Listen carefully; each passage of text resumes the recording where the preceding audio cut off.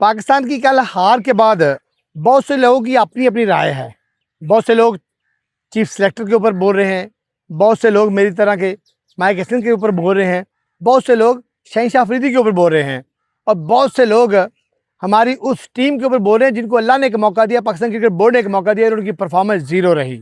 मेरा अपना तजिया है कि हमने एक बाबर आजम को डुबोने के लिए, मैं T20 की बात नहीं कर रहा हूँ, मैं ODI की बात कर रहा हूँ। ODI में एक बाबर आजम को डुबोने के लिए, एक बाबर आजम का नाम मिटाने के लिए हमने पाकिस्तान क्रिकेट टीम की तबाही कर दी। हमने पूरी की पूरी पाकिस्तान क्रिकेट टीम को डुबो के रख दिया है सिर्फ एक बाबर आजम को डुबोने के लिए। अगर हमने ये सोचा कि बाबर आजम को ODI के अंदर नहीं रखते, उसको नीचा दिखाना है, तो हमने पूरी की पूरी पाकिस्तान क्रिकेट टीम को नीचा दिखा के रख दिया। यानी कि 114 स्कोर के ऊपर पाकिस्तान क्रिकेट टीम का आउट होना कलमा फिक्रिया है हमारे लिए। यानी कि हम ये कैसे एक्सपेरिमेंट कर रहे हैं। ये हमारी टीम है कि 10th क्लास की कुछ साइंस की जो है ना, वो एक क्या बोलते हैं लैब है जिसके अंदर हम नित नए एक्सपेरिमेंट कर रहे होते हैं। अब दूसरी बात है कि बाबर फिट नहीं था। अगर बाबर फिट नहीं था तो T20 वर्ल्ड कप के अंदर उसको क्यों ले गया है? अगर बाबर फिट नहीं था तो उसकी तो T20 वर्ल्ड कप के अंदर भी जगह नहीं बनती थी। फिर हमने एक्सपेरिमेंट क्या क्या किए। हमने जो है फ़खर को टीम के अंदर नहीं ले गया क्योंकि वो भी फिट नहीं था। अगर फ़खर भी फिट नहीं था तो T20 वर्ल्ड कप के अंदर उसकी जगह तो नहीं बनती थी ना। हमें फिट प्लेयरों को लेके जाना चाहिए था। हमारे पास इन बछड़े बचूंगड़ों के अलावा हमने ये मैच हारा कहाँ से है? हमने ये जो आज तारीखी हार अपने नाम की है, ये उस दिन ही तारीख के सुनहरे रूप में हमने लिख दिया था जब हमने इधर उधर से बच्चों को पकड़ के इतना बड़ा एक्सपेरिमेंट किया। दुनिया क्या करती है, एक बच्चा नया इंटर करती है, उसको थोड़ा कॉन्फिडेंस देती है, फिर जब उसका कॉन्फिडेंस बिल्ड हो जाता है फिर एक और सीनियर प्लेयर को बाहर निकालती है, उसकी जगह पे दूसरा बच्चा लेके आती है। हमने क्या किया, हमने इन बच्चों के फ्यूचर के ऊपर एक सवालिया निशान लगा दिया कि ये अगर बांग्लादेश के अगेंस्ट नहीं खेलेंगे तो दोबारा कम से कम 2-4-5 साल इनका जो है ना वो नामो निशान भी नहीं रहेगा, इनकी जगह भी नहीं बनेगी, इनको दोबारा मौका भी नहीं मिलेगा। तो ये हम इन बच्चों के ऊपर एहसान नहीं कर रहे, हम इन बच्चों के ऊपर जुल्म कर रहे हैं। और देखो आमर जमाल हमारे पीछे बेचारा लाइन में लगा हुआ है, जिसकी जगह बनती थी उसको हम नहीं ले गए, पहली गलती। दूसरी, सऊद शकील एक बड़ा नाम है, टेस्ट के अंदर उसका नाम है, वनडे के अंदर वो एक बहुत बड़ा बैट्समैन है, हम उसको नहीं ले गए। बाबर को हम नहीं लेके गए, 4 लोगों का डेब्यू करवा रहे हैं हम, इससे बेहतर था एक का डेब्यू करवाते, एक मैच में दूसरे का डेब्यू करते, दूसरे मैच में एक ही मैच के अंदर 4 का डेब्यू होगा तो हमें वो डेब्यू जो है ना वो डबल W बन गया और W जो है वो विकेट विकेट विकेट विकेट बन गया। और हमारे ये जो डेब्यू वाले बच्चे, ये 4-5 बच्चे 20 स्कोर तक चारों बच्चे आउट हुए हैं। अच्छा जी, पहले नंबर पे सऊद शकील, आमर जमाल, बाबर आजम, फ़खर, ओके। उसके बाद सुफियान मुकीम जिसकी यार जगह बनती थी। उसके बाद जनाब जी हारिस रऊफ।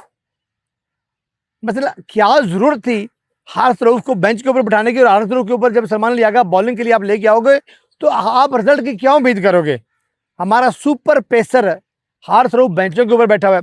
इस तरह हमने देखा कि हमने इस तरह के घटिया एक्सपेरिमेंट किए वर्ल्ड कप के अंदर और हमने फ़खर जमान को बेंचों के ऊपर बिठाए रखा और जब उसको मौका मिला उसने परफॉर्मेंस किया। ये मेरी बात लिख लो, मैं चैलेंज से कह रहा हूँ, अगले मैच में फ़खर होगा और वो विकेटें लेगा, वो टीम के अंदर अहम किरदार अदा करेगा, ठीक है। लेकिन हमने जो है ना कुछ ज़िद्दें पाल रखी हैं अपने मन के अंदर।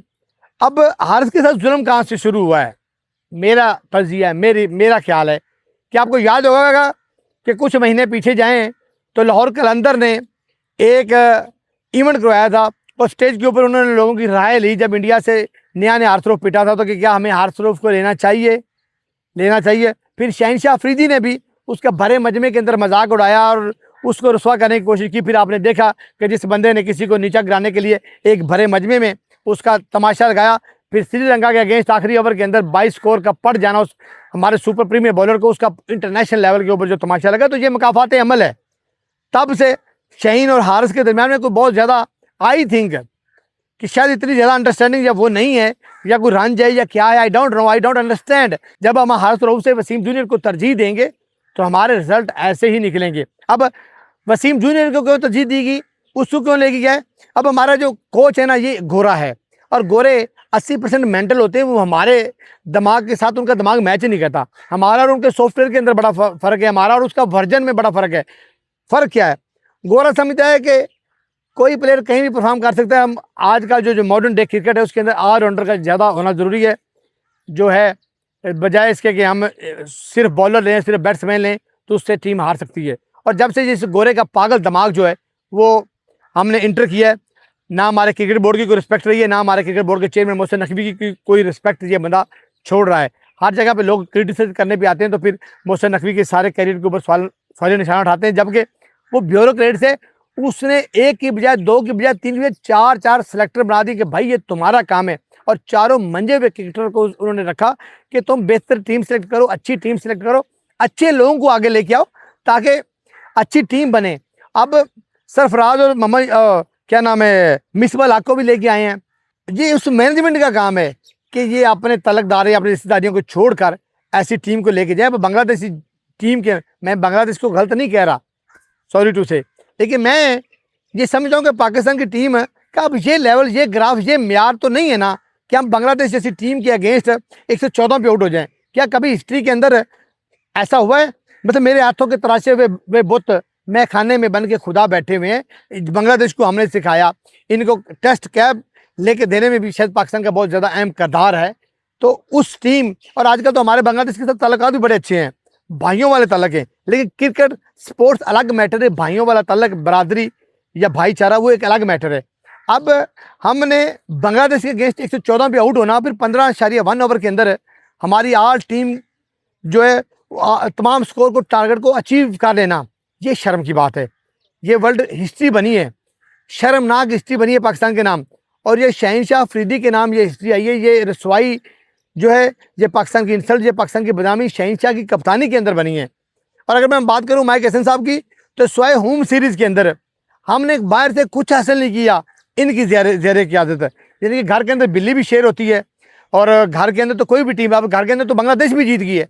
जो घर के अंदर हमने सीरीज जीती माइक हसन की सरबराही के अंदर, जैसे ही टीम पाकिस्तान से बाहर निकली तो हमने देखा कि हमें चारों तरफ से जो ना, चारों शाने हम लोग चित हुए। हमें एशिया कप हारे, ट्राई नेशन सीरीज तो जीते, लेकिन हम एशिया कप हारे। फिर उसके बाद वर्ल्ड कप के अंदर हम स्वयं जो छोटी टीमें हैं उनके अलावा हमने कहीं से भी फतवात हासिल नहीं की। वर्ल्ड कप के अंदर जितनी बुरी परफॉर्मेंस हमारी थी, सुपर 8 के अंदर सिर्फ 1 पॉइंट अल्लाह वास्ते जो है ना, हदियतन, तोहफतन, अकीदतन हमें मिला, उसके अलावा हमें कोई पॉइंट भी ना मिल सका। जो श्रीलंका की जीत है, मैं उसको जीत ही नहीं मानता, वो हार ही है। वो अंपायर ने अगर उसको वाइट दे देता तो शहीद शाह अफरीदी को 5 या आखिरी बॉल पर छक्का वो भी लग जाना था, और मैं चाह रहा था कि वो छक्का भी लगे। तो हमने इंटरनेशनल लेवल के ऊपर कोई भी ऐसा इवेंट इनकी क़यादत के अंदर, माइक हसन की क़यादत के अंदर हमने नहीं जीता। सबसे पहले तो आई थिंक इनसे जान छुड़वानी चाहिए। मीयां दाद को लेके आए, या इंतजामुल हक को लेके आए, या मोइन खान को लेके आए, किसी को भी लेके आए, उस बंदे को लेकर जिसको उर्दू आती हो, जो हमारे प्लेयर के साथ अच्छी कम्युनिकेशन कर सके। ये गूगल ट्रांसलेटर का चक्कर ख़त्म करें और अपनी टीम को मजबूत